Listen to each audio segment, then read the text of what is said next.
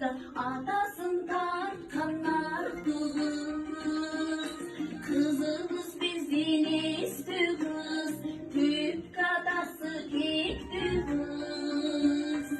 Adini aldana yanbayda, oluşunca sitti kız.